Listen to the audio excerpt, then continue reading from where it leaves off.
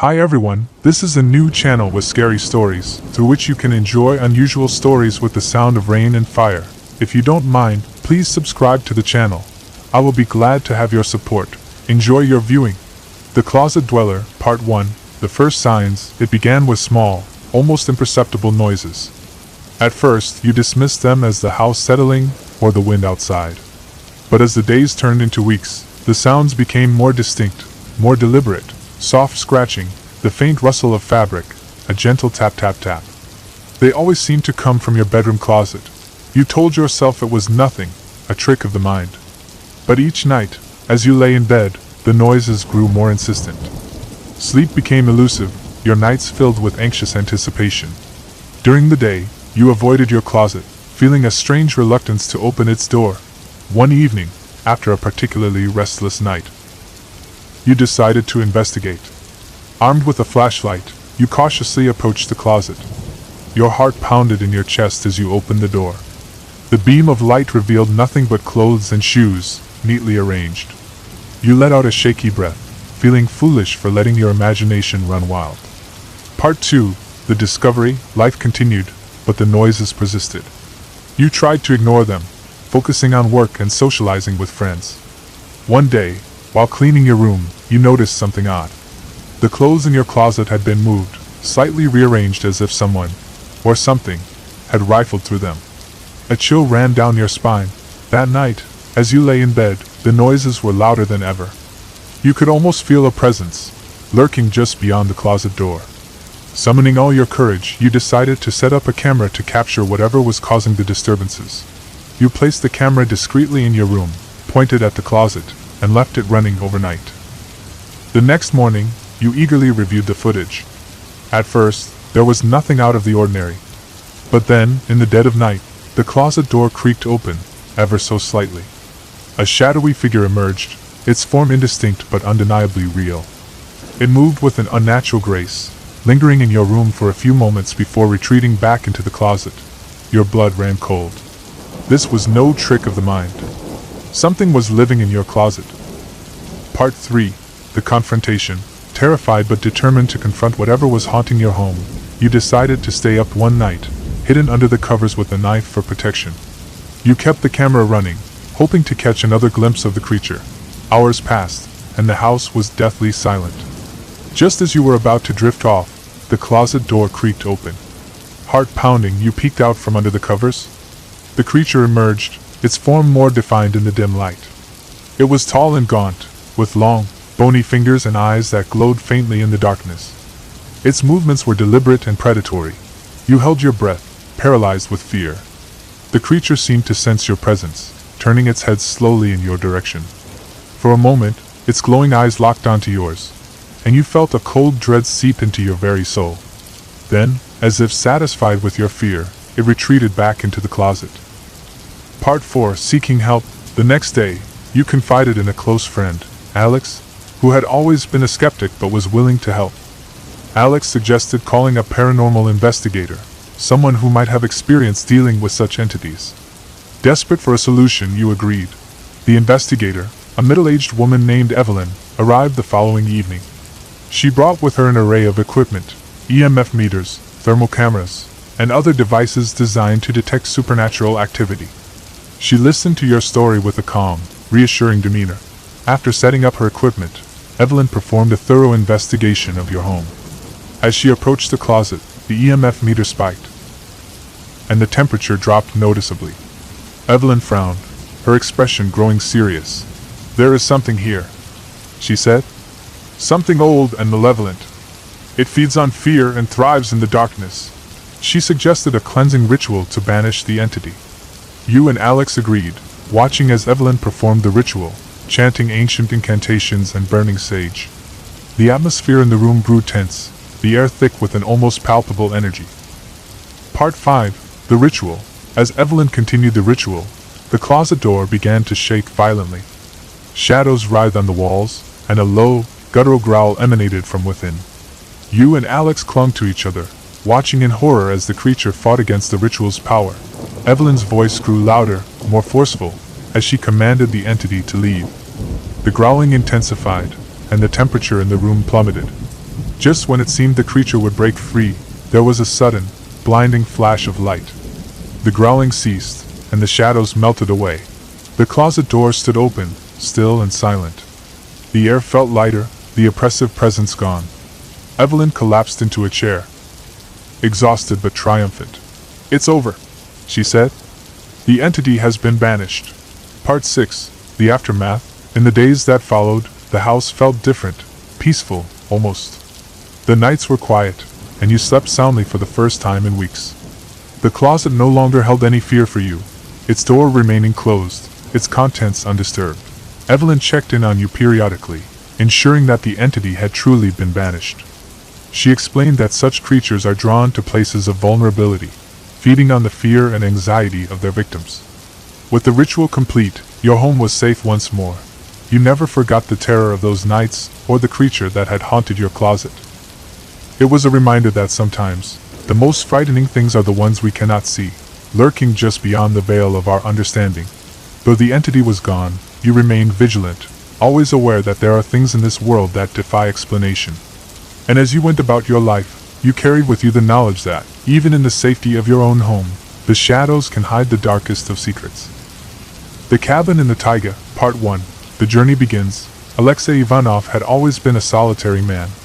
Growing up in a small village on the edge of the vast Siberian taiga, he had developed a deep connection with the wilderness. After retiring from his job as a forest ranger, he decided to fulfill a long-held dream, to build a cabin deep in the taiga, far from civilization, where he could live out his days in peace and tranquility. The journey to find the perfect spot was arduous. Armed with only basic supplies, his hunting rifle, and his dog, Misha, Alexei trekked for days through dense forests and over rugged terrain. Finally, he stumbled upon a clearing near a pristine lake, surrounded by towering pine trees. It was perfect. He set to work, using his skills and knowledge to construct a sturdy log cabin. Weeks turned into months, and the cabin began to take shape.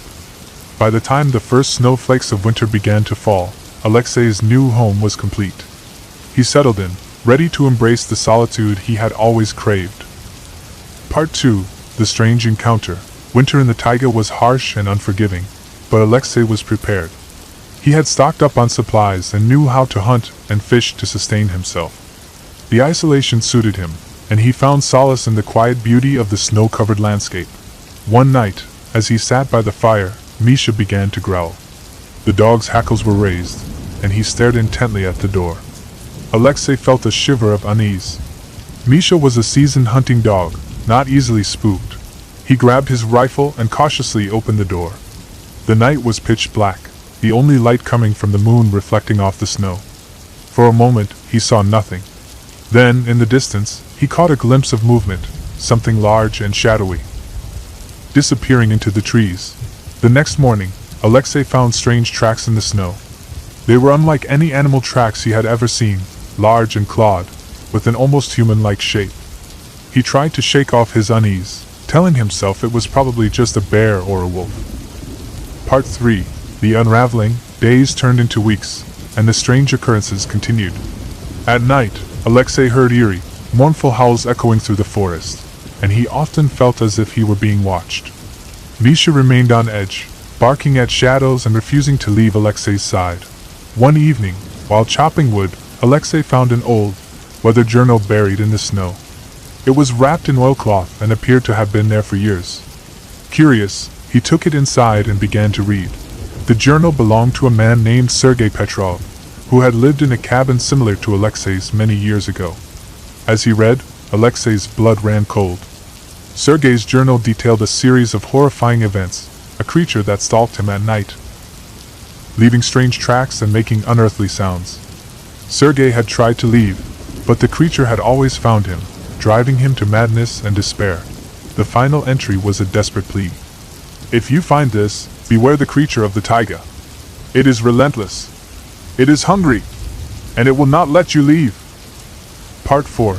The creature revealed. Alexei's nights became sleepless, filled with dread and the constant fear of the unknown. The howls grew louder, and the tracks more frequent. He fortified his cabin, barricading the windows and doors, but he knew it was only a matter of time before the creature found a way in. One stormy night, As the wind howled outside and snow piled against the walls, the creature came. Misha barked furiously, and Alexei clutched his rifle, heart pounding. The doors shook violently, and he could hear the creature's heavy breathing and scratching. With a deafening crash, the door burst open. The creature stood before him, towering and grotesque, a nightmarish blend of man and beast. Its eyes glowed with a malevolent intelligence, and its claws dripped with fresh blood. Alexei fired his rifle, the shots echoing through the cabin. The creature roared in pain but did not fall. It lunged at him, and in the chaos, Misha leapt to defend his master, biting and snarling. The creature swatted the dog aside with a brutal swipe, sending him crashing into the wall. Part 5. The Final Stand. Desperation fueled Alexei as he continued to fire at the creature. Each shot seemed to slow it down, but it kept coming, relentless and enraged. With his ammunition running low, Alexei made a final, desperate decision. He grabbed a can of kerosene from the shelf and doused the creature, then struck a match and threw it. The creature went up in flames, its roars of agony filling the cabin. Alexei watched in horror and relief as it writhed and thrashed, the fire consuming it. As the flames died down, the creature lay still, its charred body smoldering in the wreckage. Alexei collapsed to the floor, exhaustion and fear overwhelming him. Misha limped over, wounded but alive, and laid his head on Alexei's lap. Part 6. The Aftermath. The next morning, Alexei surveyed the damage. His cabin was partially destroyed, but he was alive. He buried the remains of the creature deep in the forest, hoping to put an end to the nightmare.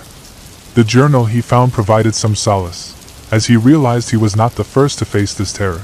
As spring approached, Alexei began to rebuild, determined to stay in the place he had chosen. The howl ceased, and the tracks disappeared, but the memory of that night haunted him. He knew the creature might have been one of many, and the taiga held many secrets. Years later, when travelers passed through the area, they spoke of the solitary man who lived in the heart of the taiga with his loyal dog. They told stories of bravery and survival, of a man who faced a nightmare and lived to tell the tale. But they also spoke of an unspoken darkness that lingered in the forest, a reminder that some horrors can never truly be vanquished. The Haunted Village, Part 1. The Invitation. Michael, an urban explorer with a passion for documenting abandoned places, had heard whispers of a desolate village deep in the Russian countryside. The village, known as Derevnya, was said to be abandoned overnight decades ago. Locals spoke of it with hushed voices, warning outsiders to stay away. Intrigued by the mystery, Michael decided to visit Derevnya and uncover its secrets. Equipped with his camera, flashlight, and a backpack full of supplies, Michael set off on a cold autumn morning. The journey was long and arduous, taking him through dense forests and over rugged terrain. As he approached the village, a thick fog descended, shrouding the landscape in an eerie silence. Finally, Michael reached the outskirts of Derevnya. The village was a collection of dilapidated wooden houses, their windows broken and roofs caved in. A sense of unease settled over him as he walked down the main street, which was overgrown with weeds and littered with debris. Part 2. The Discovery. Michael began his exploration by documenting the village's decayed buildings. He entered the first house, carefully navigating the creaky floorboards and rotting walls. Inside, he found remnants of a past life, faded photographs, broken furniture, and a child's toy lying forgotten in a corner. The atmosphere was thick with the weight of abandonment. As he ventured deeper into the village, Michael noticed strange symbols carved into the doorframes and walls of many houses. They seemed to be part of some ritualistic markings, but their meaning eluded him. In the center of the village, he found a small church, its doors ajar and its bell tower leaning precariously. Inside the church, Michael discovered an altar covered in dust and cobwebs. A large, ancient book lay open on the altar, its pages filled with cryptic text and drawings of strange, shadowy figures. As he flipped through the pages, a chill ran down his spine. The book seemed to be a record of dark rituals performed in the village long ago. Part 3. The First Night. As night fell, Michael set up camp in one of the least damaged houses. He lit a small fire in the fireplace and settled in for the night, reviewing the footage he had captured. The eerie silence of the village was broken only by the occasional rustling of leaves and the distant hoot of an owl. Suddenly, he heard a faint whispering sound, like the wind carrying distant voices. He paused the video and listened intently. but the whispers faded away. Uneasy, he decided to go to bed, hoping that a good night's sleep would clear his mind. However, sleep did not come easily. Michael was plagued by vivid nightmares of shadowy figures and dark rituals. He woke up multiple times, drenched in sweat and heart pounding. Each time he awoke, he heard the faint whispering again, growing louder and more insistent. Part 4. The Haunting. The next morning, Michael awoke feeling exhausted and unsettled. Determined to uncover the truth, he resumed his exploration. As he walked through the village, he noticed that the fog had thickened, making it difficult to see more than a few feet ahead. The whispering voices seemed to follow him, growing louder and more distinct. In one of the houses, he found a hidden basement. The stairs creaked ominously as he descended into the darkness. The basement was filled with old, rusted tools and strange, ritualistic objects. On the far wall, he discovered a large mural depicting a shadowy figure surrounded by terrified villagers. As he examined the mural, the whispering grew louder, and the air grew colder. Michael felt a presence behind him and turned to see a shadowy figure standing at the top of the stairs. The figure had no discernible features, just a dark, humanoid shape. Paralyzed with fear, he watched as the figure slowly descended the stairs, its footsteps echoing in the confined space. Summoning all his courage, Michael sprinted up the stairs and out of the house. The figure did not follow, but the whispering voices seemed to surround him now, chanting in a language he couldn't understand. He ran through the village, desperately trying to find a way out, but the fog had enveloped everything, disorienting him. Part 5. The Revelation. Exhausted and terrified, Michael stumbled upon an old cemetery on the outskirts of the village. The graves were ancient, their headstones cracked and weathered. In the center of the cemetery stood a large, imposing mausoleum. The door was slightly ajar, and the whispering voices seemed to emanate from within. With no other options, Michael entered the mausoleum. Inside, he found a stone sarcophagus covered in more of the strange symbols. As he approached, the whispering grew louder, and the air grew colder. Trembling, he lifted the heavy lid of the sarcophagus. Inside, he found the skeletal remains of a person clutching a small, ornate box. Michael carefully pried the box from the skeleton's grasp and opened it. Inside was a collection of old, faded letters and photographs. The letters were written in Russian, detailing the villagers' desperate attempts to banish a dark entity that had plagued them for generations. The photographs showed the villagers performing rituals in an attempt to seal the entity within the sarcophagus. The final letter revealed that the entity was a powerful spirit, born from the collective fear and suffering of the villagers. It had grown stronger over time, feeding on their despair and eventually driving them to abandon the village. Part 6. The Escape. Realizing the true nature of the entity, Michael knew he had to leave Derevnia before it consumed him as well. He fled the mausoleum and made his way back to the main street, the whispering voices growing louder and more frantic with each step. The fog had thickened, making it nearly impossible to see, but he pressed on, guided by sheer willpower. As he approached the edge of the village, the entity manifested once more, its shadowy form towering before him. Michael felt a crushing sense of dread, but he refused to give in. He remembered the rituals described in the letters and began to recite the incantations, hoping to weaken the entity's hold on him. The entity roared in anger, its form flickering and distorting. The whispering voices reached a deafening crescendo, but Michael continued to chant, his voice steady and determined. With a final, desperate effort, he completed the incantation, and the entity dissolved into the fog, its whispers fading into silence. Part 7. The Aftermath. Breathless and trembling, Michael stumbled out of the village and into the forest. The fog began to lift, and the first light of dawn broke through the trees. He made his way back to civilization, vowing never to return to Derevnia. In the days that followed, Michael documented his experience, sharing the story with his followers. Many were skeptical, but those who knew the legends of Derevnia believed him. He warned others to stay away from the cursed village, lest they fall victim to the same dark entity that had nearly claimed his life. Michael's encounter with the haunted village left him scarred, both physically and mentally. He continued to explore abandoned places, but the memory of Derevnia haunted him, a constant reminder of the darkness that lurks in the forgotten corners of the world. As time passed, the village of Derevnia faded from memory, its secrets buried in the fog. But for Michael, the whispering voices and shadowy figures would always be a part of him, a testament to the horrors that lie just beyond the veil of the known. The Haunting of the City Dump, Part 1. The new job. John Miller had been down on his luck for months. After losing his job at the factory, he struggled to make ends meet. When he saw a job posting for a night guard at the city dump, he reluctantly applied. It wasn't glamorous, but it paid the bills. The dump was located on the outskirts of town, a sprawling wasteland of discarded items and industrial waste. It was a place people avoided, filled with the stench of decay and the ever-present buzz of flies. John's job was simple: patrol the grounds, keep an eye out for trespassers, and make sure nothing caught fire. On his first night, the manager, Mr. Thompson, gave him a brief tour. "It's pretty straightforward," he said. "Just make sure you stick to the paths, and if you hear anything strange, call me." John nodded, not thinking much of it. Strange sounds were probably just animals or the wind. Part 2. The first night, John settled into the small guard shack near the entrance. The shack was old and rickety, with a flickering light bulb and a radio that barely worked. As the sun set, the dump took on an even more sinister appearance, shadows stretching across the piles of trash. Around midnight, John began his rounds. The air was cold, and a thick fog rolled in, reducing visibility to a few feet. He walked the narrow paths between mountains of garbage, his flashlight cutting through the gloom.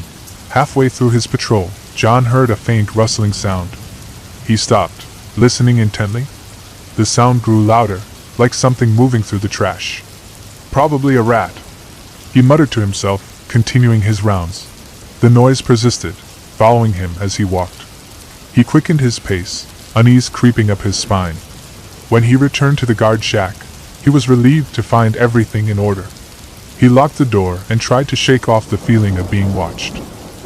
Part 3. The shadows. Over the next few nights, the strange occurrences became more frequent. John heard whispers in the wind, footsteps crunching on the gravel paths, and the rustling of garbage.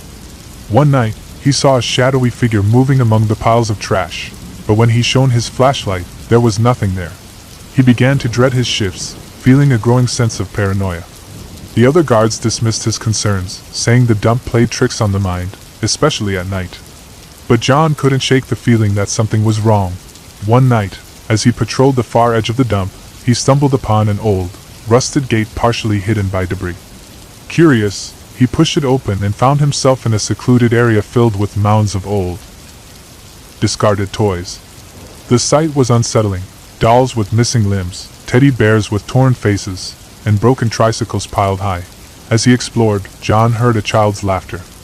It was faint and distant, but unmistakable. He froze, heart pounding. The laughter grew louder, echoing through the darkness. He turned to leave, but the gate slammed shut, trapping him inside. Part 4. The encounter. Panicked, John fumbled with the gate, finally managing to wrench it open. He sprinted back to the guard shack, the laughter still ringing in his ears. He locked the door and called Mr. Thompson, but there was no answer. The next day, John confronted Mr. Thompson. "There's something wrong with this place," he said. "I heard a child laughing, and I saw shadows moving." Mr. Thompson sighed, looking weary. "You're not the first to hear things," he admitted. "This dump has a history. They say it's haunted by the spirits of those who died in the old industrial accident. Their bodies were never recovered, and some believe their spirits linger here." John felt a chill run down his spine. "Why didn't you tell me this before?" Mr. Thompson shrugged. "Most people don't believe in ghosts. But if you want to quit, I understand." John considered quitting, but he needed the money. He decided to stay, determined to face whatever was haunting the dump. Part 5. The haunting intensifies. Over the following weeks, the hauntings grew more intense. John saw shadowy figures darting between the piles of trash, heard whispering voices calling his name, and felt icy fingers brush against his skin. The child's laughter haunted his every step, a constant reminder of the malevolent presence lurking in the dump. One night, he found a diary buried in the trash. It belonged to a man named Henry, who had worked at the dump years ago.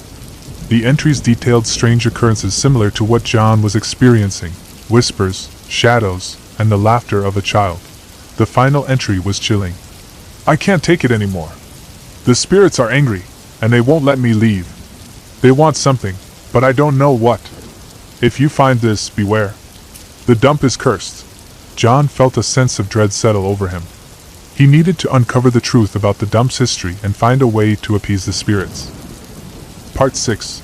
The Revelation. John began researching the dump's history, digging through old newspapers and records. He discovered that, 50 years ago, there had been a massive fire at the nearby factory. Many workers had perished, their bodies never recovered. The factory was shut down, and the land was later turned into the city dump. He also learned about a tragic accident involving a school bus. The bus had crashed near the dump, killing several children. Their bodies had been buried in a mass grave, their spirits now haunting the dump. John realized that the spirits of the workers and children were trapped, seeking justice and recognition. He decided to hold a memorial for them, hoping to bring them peace. Part 7. The Memorial. On a cold, foggy night, John gathered at the dump with a few sympathetic colleagues. They lit candles and said prayers, honoring the memories of the workers and children who had died. John read aloud the names he had found, acknowledging their lives and the tragic events that had claimed them. As they stood in silence, a sense of calm settled over the dump. The whispering voices faded, and the shadowy figures disappeared. John felt a weight lift from his shoulders, and for the first time in weeks, he felt at peace. The next night, John patrolled the dump without fear. The eerie occurrences had ceased, and the dump felt like just another job site. He knew the spirits had finally found peace, thanks to his efforts to honor their memories. Part 8. The Aftermath. John continued working at the dump, but it was no longer a place of fear. He made it his mission to keep the site clean and respectful, ensuring the spirits remained at rest. He also shared his story with others, warning them of the dangers of ignoring history and the spirits that linger. Years later, the dump was shut down and converted into a memorial park. A plaque was erected, honoring the workers and children who had died. The city's residents visited the park, paying their respects and remembering the tragic events that had once haunted the area. John's experience at the city dump remained with him, a reminder of the thin veil between the living and the dead. He knew that sometimes, all it took to bring peace to restless spirits was a little recognition and respect. The Dark Woods. Part 1. The Excursion. It was supposed to be a simple weekend getaway. 5 friends, Emily, Jack, Sarah, Tom, and Lisa, planned a camping trip to the dense, ancient forest known as Blackwood. The forest was famous for its towering trees, serene lakes, and the legends that surrounded it. Tales of hauntings, strange creatures, and disappearances were often shared, but the group dismissed them as mere folklore. They packed their gear and set out on a bright Friday morning. The drive was filled with laughter and excitement as they navigated through winding roads leading to the heart of Blackwood. By midday, they reached the entrance to the forest and parked their car in a small clearing. The air was cool and crisp as they began their hike. The path was well trodden, but the dense foliage and towering trees soon enveloped them, cutting off the sunlight and creating an eerie, twilight atmosphere. Part 2. The first night. By late afternoon, they found a suitable spot to set up camp, a small clearing near a crystal-clear lake. They pitched their tents, gathered firewood, and started a campfire. As night fell, they sat around the fire, roasting marshmallows and sharing stories. Jack, always the joker, began recounting one of the local legends. "They say Blackwood is haunted by the spirits of those who never made it out," he said, his voice low and dramatic. "People have heard whispers in the wind, seen shadowy figures moving through the trees, and some say they've even encountered a creature that prowls the woods at night." "Yeah, right," Tom scoffed. "It's just a story to scare tourists." But as the night grew darker, the forest seemed to come alive. Strange noises echoed through the trees, the rustling of leaves, distant animal calls, and the occasional snap of a twig. The atmosphere grew tense, and even Tom couldn't shake the feeling that they were being watched. Part 3. The First Sign. The next day, the group decided to explore deeper into the forest. They followed a narrow trail that wound through the trees, leading them to an old, abandoned cabin. It was overgrown with vines and looked like it hadn't been touched in years. "Let's check it out," Lisa suggested, her curiosity piqued. Inside, the cabin was filled with old, rotting furniture and the remnants of someone's life. Dust-covered photographs and moldy books littered the floor. Emily found an old journal and began to read aloud. "March 3rd. Something's not right in these woods. I hear voices at night, and I feel like I'm being watched. I fear for my life. April 15th. I saw it today. A creature unlike anything I've ever seen. It was watching me from the trees. I don't know how much longer I can stay here.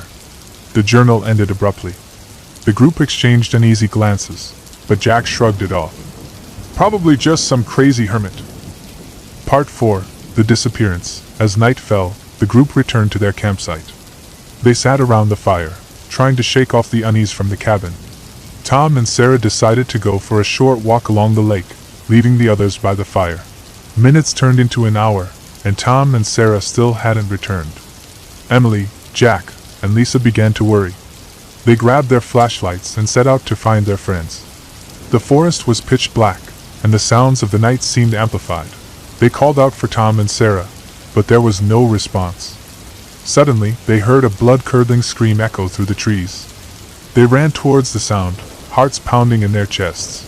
They found Sarah, alone and hysterical. "It's got Tom!" she screamed. "Something dragged him into the woods." Panic set in as they tried to understand what had happened.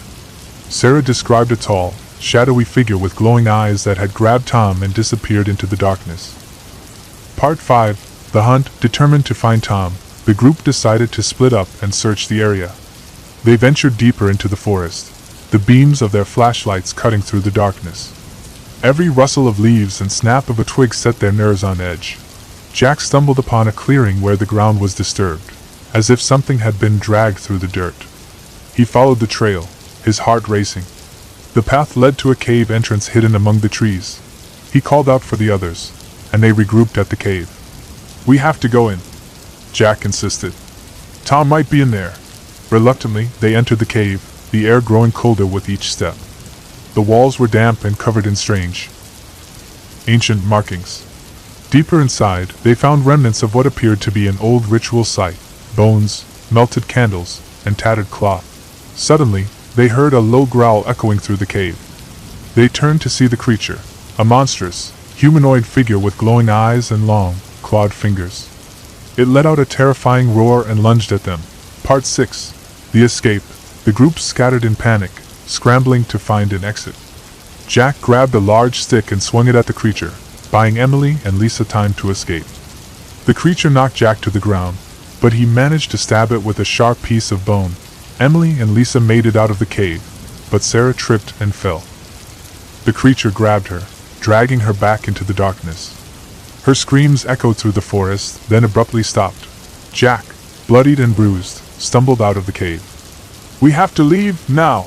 he shouted. They ran through the forest, adrenaline driving them forward. The creature's roars and the sound of snapping branches followed them. They reached the campsite, grabbed their gear, and fled towards the car. Part 7. The Final Stand. The forest seemed to close in around them, the path twisting and turning, making it difficult to find their way. Emily, Jack, and Lisa fought through the dense underbrush, the creature always just a step behind. They burst into the clearing where their car was parked, but the creature was already there, blocking their path. It stood taller than any human, its eyes glowing with a malevolent light. Jack stepped forward, holding a makeshift torch. "Get in the car!" he yelled to Emily and Lisa. He swung the torch at the creature, trying to fend it off. Emily and Lisa scrambled into the car, the engine roaring to life. "Come on, Jack!" Emily screamed. Jack made a run for the car, but the creature pounced, knocking him to the ground. It slashed at him with its claws, leaving deep gashes.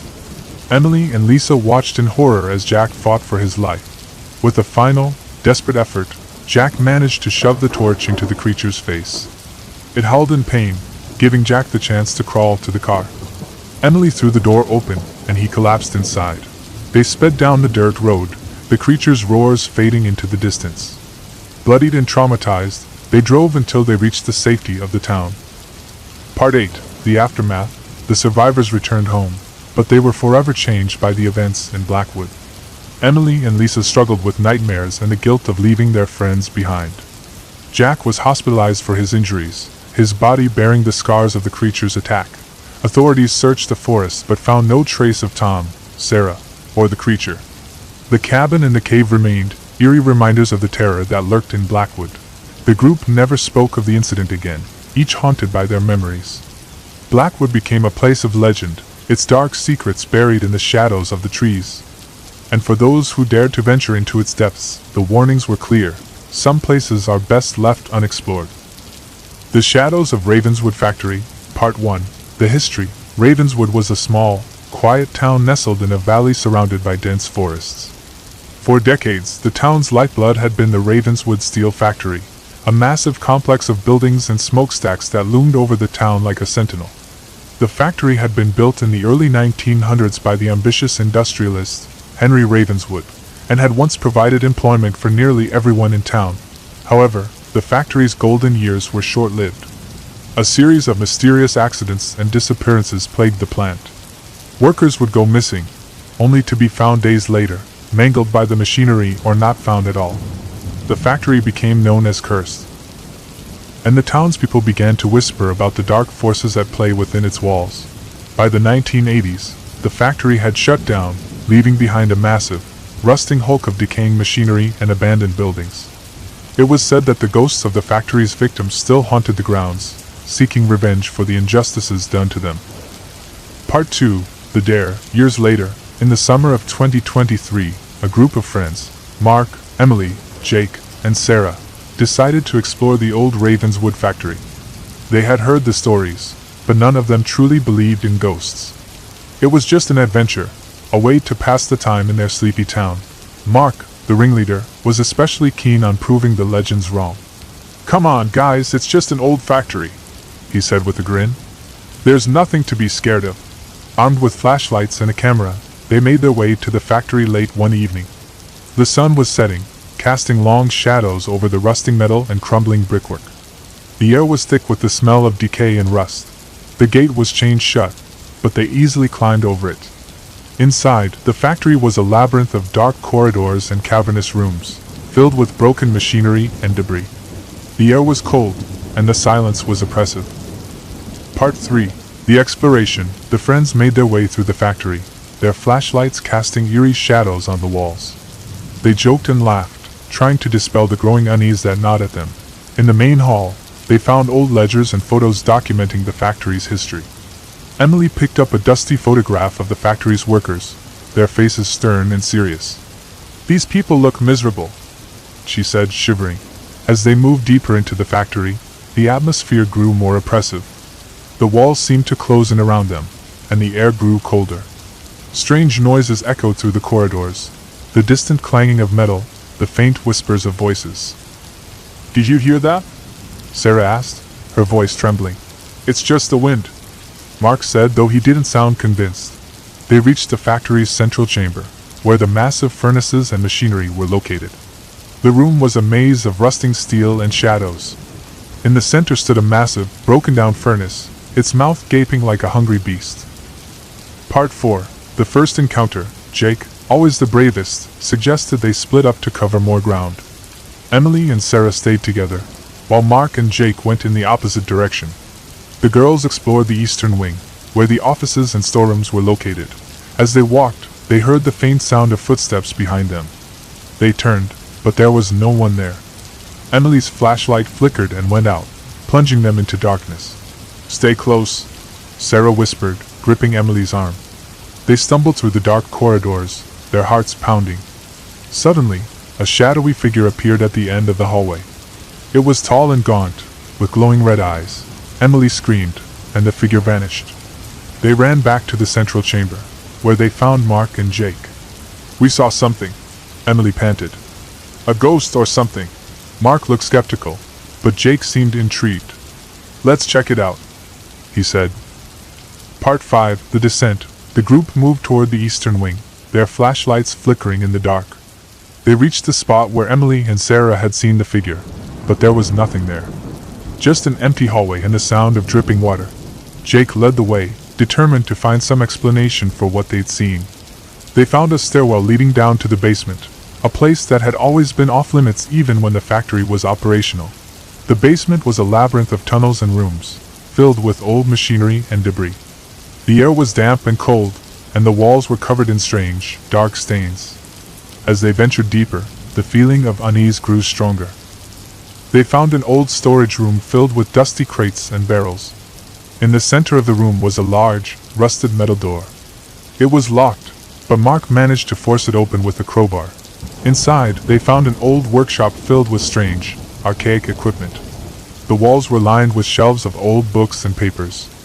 In the center of the room was a large, wooden table stained with dark, dried blood. Part 6. The Discovery. Jake picked up one of the old books and began to read. It was a journal, written by Henry Ravenswood himself.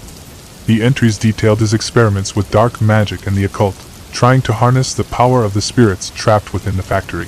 He was trying to summon something, Jake said, his voice trembling. Something evil. Mark found a hidden compartment under the table. Inside was a small, ornate box. He opened it, revealing a set of strange, twisted artifacts. There was a feeling of malevolence emanating from them. "We need to leave," Emily said, her voice filled with fear. "This place is cursed." But before they could move, the door slammed shut, trapping them inside. The air grew cold, and the shadows seemed to come alive. The walls echoed with the sounds of whispers and laughter, and the faint scent of blood filled the air. Part 7. The Terror. The friends huddled together, their flashlights flickering. They could hear footsteps approaching, growing louder with each passing moment. The door creaked open, and the shadowy figure stepped into the room. It was Henry Ravenswood, his eyes glowing with a malevolent light. "You should not have come here," he hissed, his voice echoing through the room. "This place is mine, and you are not welcome." The friends backed away, but there was no escape. The shadows closed in around them, and the air grew colder. The figure raised its hand, and the room was filled with a blinding light. When the light faded, the friends found themselves back in the central chamber. But something was wrong. The air was thick with the smell of decay, and the walls were covered in dark, pulsing shadows. "We need to get out of here," Mark said, his voice shaking. They ran through the corridors, their hearts pounding. But no matter which way they turned, the shadows followed them. The whispers grew louder, filling their minds with fear and despair. Part 8. The Final Stand. They reached the entrance, but the gate was locked, and the chain was unbreakable. They were trapped, with no way out. The shadows closed in around them, and the figure of Henry Ravenswood appeared once more. "You cannot escape," he said, his voice filled with malice. "You are mine now." Mark grabbed a piece of metal and swung it at the figure, but it passed through him like smoke. The shadows engulfed him, dragging him into the darkness. Emily, Jake, and Sarah fought desperately, but the shadows were too strong. One by one, they were pulled into the darkness, their screams echoing through the factory. Part 9. The Aftermath. Days later, the townspeople noticed that the car was still parked at the factory entrance. The police were called, and a search party was organized. They found the friends' belongings scattered throughout the factory, but there was no sign of them. The factory was sealed off, declared a hazardous site. But the townspeople knew the truth. The spirits of Ravenswood's victims had claimed more souls, and the factory's curse continued. Years passed, and the factory fell into even deeper decay. But the legends lived on, and the townspeople knew better than to venture into the shadows of Ravenswood Factory. For those who dared to enter its haunted halls, there was no escape. The spirits of the factory's victims would always be waiting, hungry for revenge and ready to claim anyone who dared to disturb their rest. The Knocking. Part 1. The Move. It was supposed to be a fresh start. Olivia and her husband, Mark, had moved to a small, quaint town in the countryside after a year of turmoil and stress in the city. They bought an old Victorian house that had been on the market for years. It needed some work, but they fell in love with its charm and the large garden that surrounded it. The first few weeks were blissful. They spent their days renovating, gardening, and exploring the nearby woods and fields. The townspeople were friendly, and they quickly felt at home. But then, the knocking started. Part 2. The first night. It was a crisp autumn evening, and Olivia and Mark had just settled into bed. The house was silent, save for the occasional creak of the old wooden floors. Olivia was drifting off to sleep when she heard it, a faint, rhythmic tapping on the window. Tap, tap, tap. She opened her eyes and sat up, listening intently. The sound was coming from the window next to their bed. She nudged Mark. "Did you hear that?" "Hear what?" he mumbled, half asleep. "The tapping on the window," she whispered. Mark groaned and sat up. They both listened, but the sound had stopped. It's probably just a branch or something, he said, laying back down. Olivia wasn't convinced, but she didn't want to seem paranoid. She tried to ignore the uneasy feeling that crept over her, and eventually fell asleep. Part 3. The following nights, over the next few nights, the tapping continued. Always at the same time, always the same pattern. Tap, tap, tap. It became more persistent, more insistent. Olivia checked the window each time, but there was never anything there. No branches, no birds, nothing. One night, the knocking was so loud that it woke them both up. Mark got out of bed and threw open the curtains, but again, there was nothing. "This is getting ridiculous," he said, frustration clear in his voice. They decided to check the garden the next morning. They found nothing unusual, no signs of anyone or anything that could be causing the noise. But Olivia couldn't shake the feeling that they were being watched. Part 4. The Discovery. A week later, Mark was away on a business trip, leaving Olivia alone in the house. That night, the tapping started again, louder and more insistent than ever before. She tried to ignore it, but it felt like it was inside her head, demanding her attention. She finally got up and went to the window. As she reached for the curtains, the tapping stopped. She pulled the curtains back, but the garden was empty, bathed in the pale light of the full moon. Feeling a chill run down her spine, Olivia decided to check the rest of the house. She grabbed a flashlight and made her way downstairs. The old wooden floors creaked under her feet as she moved from room to room. In the living room, she noticed something strange. One of the old photographs on the mantel had been moved. It was a picture of the house from many years ago, when it was first built. In the photograph, she could see a figure standing in one of the upstairs windows, a figure that hadn't been there before. Her heart pounded in her chest as she stared at the photo. The figure was blurry, but it looked like a woman in a long, white dress. Part 5. The Encounter. Terrified, Olivia ran back upstairs to their bedroom. As she reached the door, the tapping started again, louder than ever. Tap, tap, tap. It felt like it was right behind her. She spun around, but there was nothing there. She threw open the bedroom door and slammed it shut behind her, leaning against it as she tried to catch her breath. The tapping continued, now coming from the window in the bedroom.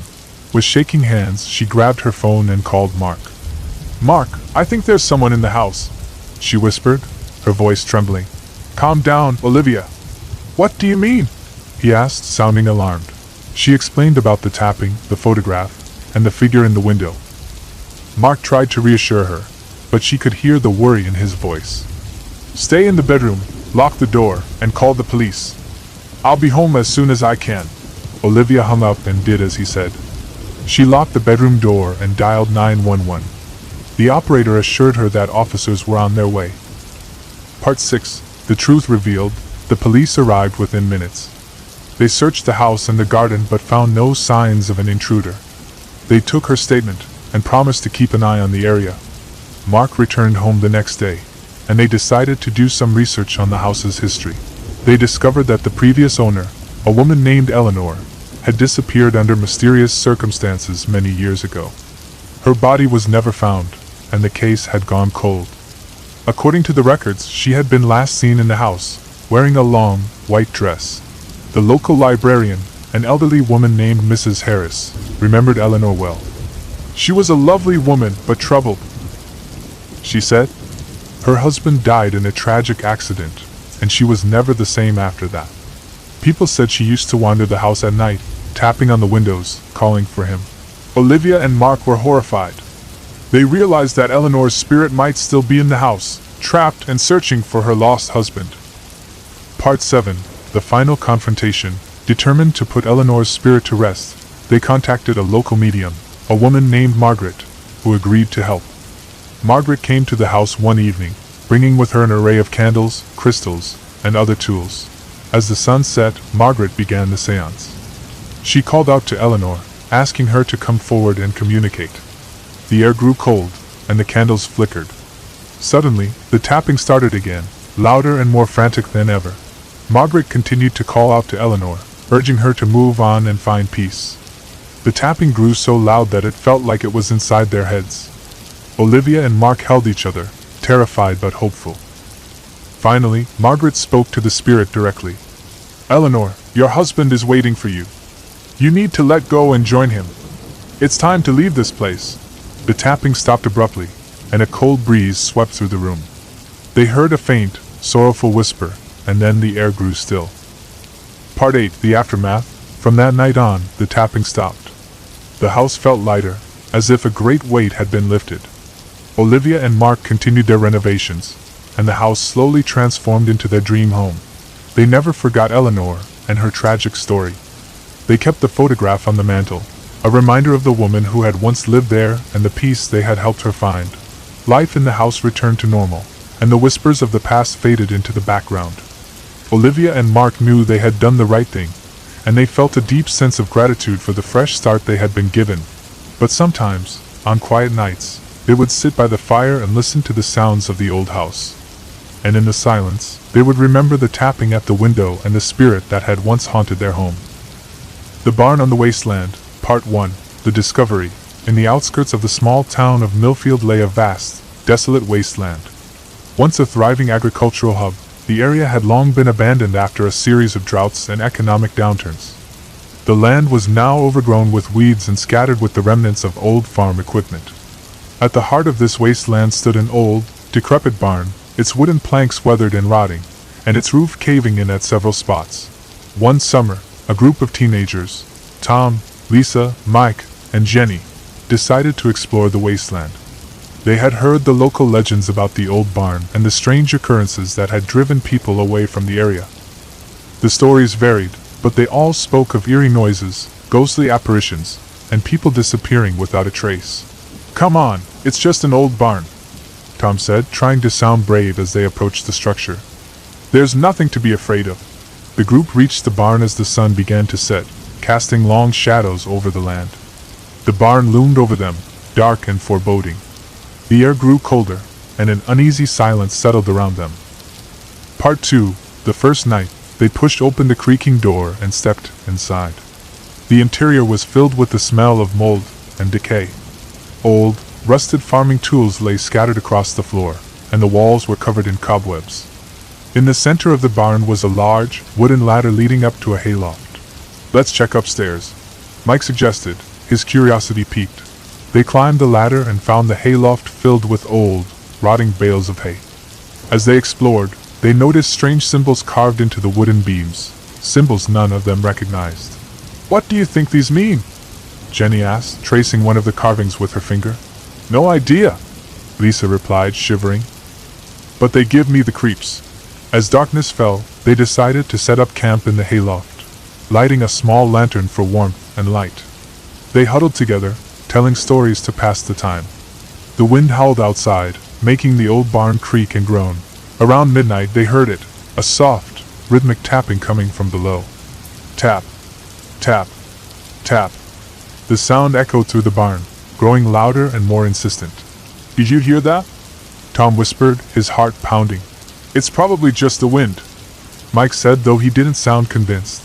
The tapping continued, growing louder and more frantic. Tap, tap, tap. It felt like it was right beneath them. Part 3. The Investigation. Unable to ignore the sound any longer, they decided to investigate. They climbed down the ladder and followed the noise to a corner of the barn where the floorboards looked newer than the rest of the structure. "There's something under here," Tom said, his voice trembling. They pried up the floorboards, revealing a hidden trapdoor. With a sense of dread, they opened it, revealing a dark, narrow staircase leading down into the earth. "Are we really going down there?" Jenny asked, her voice shaking. "We have to," Tom said, trying to muster his courage. "We need to find out what's making that noise." They descended the staircase, their lantern casting eerie shadows on the walls. The air grew colder and more oppressive the deeper they went. At the bottom of the stairs, they found a long, narrow tunnel lined with stone. The tapping grew louder, echoing through the tunnel. Tap, tap, tap. It seemed to be coming from the end of the passage. Part 4. The Discovery. They followed the tunnel until they reached a heavy wooden door. The door was covered in the same strange symbols they had seen in the hayloft. With a sense of foreboding, they pushed it open. Inside, they found a small, dimly lit room. In the center of the room was an old, wooden table covered in dust. On the table lay an ancient book bound in dark leather. Surrounding the table were several old, rusted chains and manacles, as if someone, or something, had been held captive there. As they stepped inside, the door slammed shut behind them, plunging the room into darkness. The lantern flickered and went out, leaving them in pitch blackness. "What's happening?" Lisa cried, panic rising in her voice. Suddenly, the room filled with a cold, malevolent presence. They heard whispers in an unknown language, and the tapping resumed, louder and more frantic. Tap, tap, tap. It felt like it was coming from all around them. Tom fumbled for the lantern, managing to relight it. The flickering light revealed a figure standing in the corner of the room. It was a gaunt, spectral figure with hollow eyes and a twisted, malevolent grin.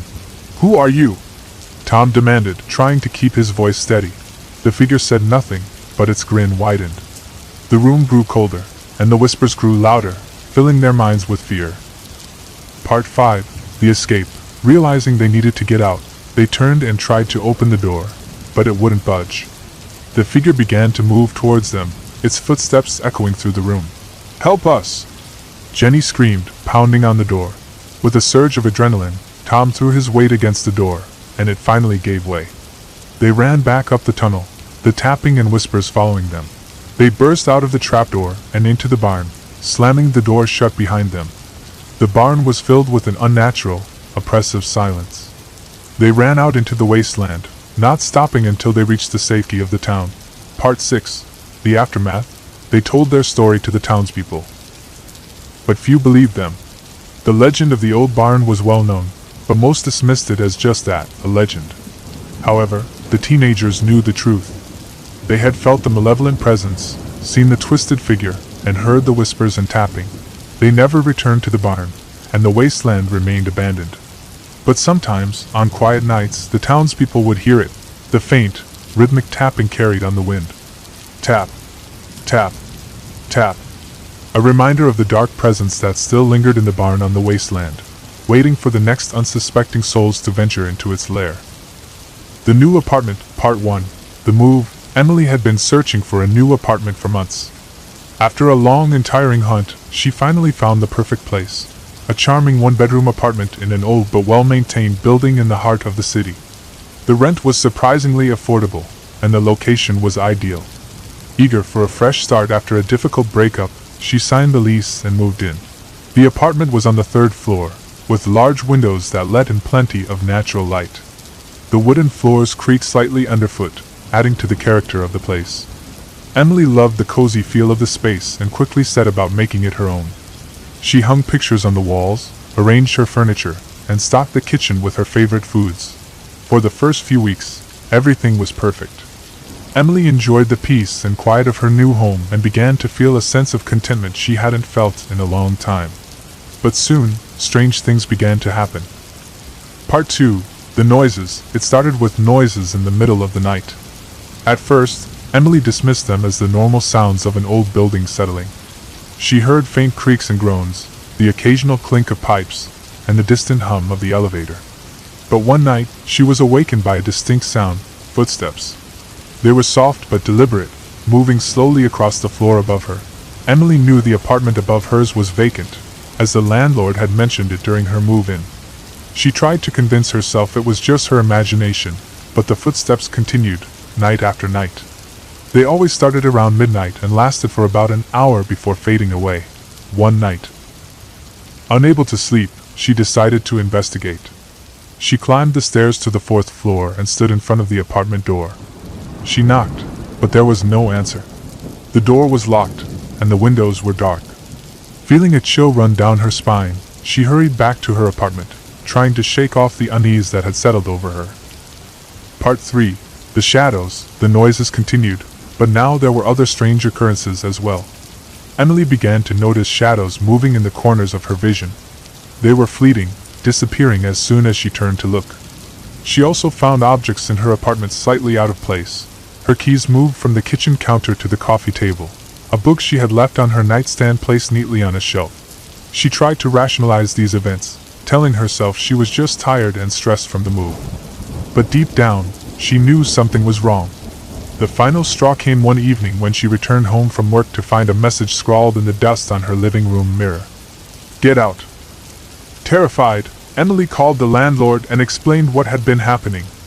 He listened patiently but seemed skeptical. "I've owned this building for 20 years, and I've never had any complaints like this," he said. "But I'll come by tomorrow and check it out." That night, the footsteps were louder than ever, and Emily could swear she heard faint whispering along with them. She barely slept, her mind racing with fear and anxiety. Part 4. The History. The next day, the landlord arrived as promised. He inspected the apartment and found nothing unusual. "Maybe it's just the building settling," he suggested. "Old places like this can make strange noises." Unsatisfied, Emily decided to do some research on the building's history. She visited the local library and found old newspapers and records about the property. To her horror, she discovered that a series of mysterious deaths had occurred in the building over the past century. In the early 1900s, a young woman named Margaret had been found dead in the apartment above Emily's, her body lying on the floor as if she had simply fallen asleep and never woken up. In the 1950s, a man had jumped to his death from the same apartment. More recently, in the 1980s, a woman had disappeared without a trace, her belongings left behind as if she had just stepped out for a moment. Emily realized that all these incidents had taken place in the apartment directly above hers, the same one where she had heard the footsteps. She felt a cold knot of fear settle in her stomach as she read through the accounts of these tragedies. Part 5. The Encounter. Determined to find answers, Emily decided to contact a local paranormal investigator. She found a woman named Sarah who specialized in hauntings and agreed to come to the apartment. Sarah arrived with her equipment, a digital recorder, a thermal camera, and a few other devices. As they set up, Emily recounted the strange occurrences she had experienced. Sarah listened intently, then began her investigation. She took readings, recorded audio, and snapped photos, moving methodically through the apartment. When they reached the bedroom, the temperature dropped noticeably. Sarah's thermal camera showed a distinct cold spot near the closet. She placed the digital recorder on the nightstand and began asking questions, addressing any spirits that might be present. "Is there anyone here with us? Can you give us a sign?" For a moment, there was only silence. Then, faintly, they heard a voice on the recorder. It was barely audible, but unmistakable. "Help me!" Emily's heart raced as Sarah played back the recording. "Did you hear that?" she asked, her voice trembling. Sarah nodded, her expression serious. "There's definitely something here. We need to find out what it wants." Part 6. The Revelation. Over the next few days, Sarah continued her investigation, gathering more evidence of paranormal activity. She discovered that the spirit in the apartment was indeed that of Margaret, the young woman who had died there so many years ago. Through her research, Sarah learned that Margaret had been deeply in love with a man who had promised to marry her but had abandoned her instead. Heartbroken, she had taken her own life. Margaret's spirit, unable to move on, had remained in the apartment, trapped by her sorrow and despair. The footsteps Emily had heard were Margaret's restless wandering, and the shadows and whispers were her attempts to communicate. Sarah performed a cleansing ritual, speaking to Margaret's spirit and encouraging her to let go of her pain and find peace. Emily watched, feeling a mixture of fear and hope. As Sarah finished the ritual, the temperature in the room returned to normal, and the oppressive feeling lifted. The apartment felt lighter, more welcoming. For the first time in weeks, Emily felt a sense of calm. Part 7. The Aftermath. In the days that followed, the strange occurrences stopped. The footsteps, the shadows, and the whispers all ceased. Emily felt a renewed sense of peace in her home. She thanked Sarah for her help and began to settle into her apartment once more. She never forgot Margaret and the tragic history of the apartment. Emily kept a small bouquet of flowers on her windowsill as a tribute to the young woman who had suffered so much. She hoped that Margaret had finally found the peace she deserved. Life returned to normal for Emily. She made new friends, enjoyed her work, and found happiness in her cozy apartment. But sometimes, late at night, she would pause and listen to the silence, remembering the nights filled with footsteps and whispers. She knew that while the past could haunt us, it could also teach us to cherish the present and find strength in our own resilience.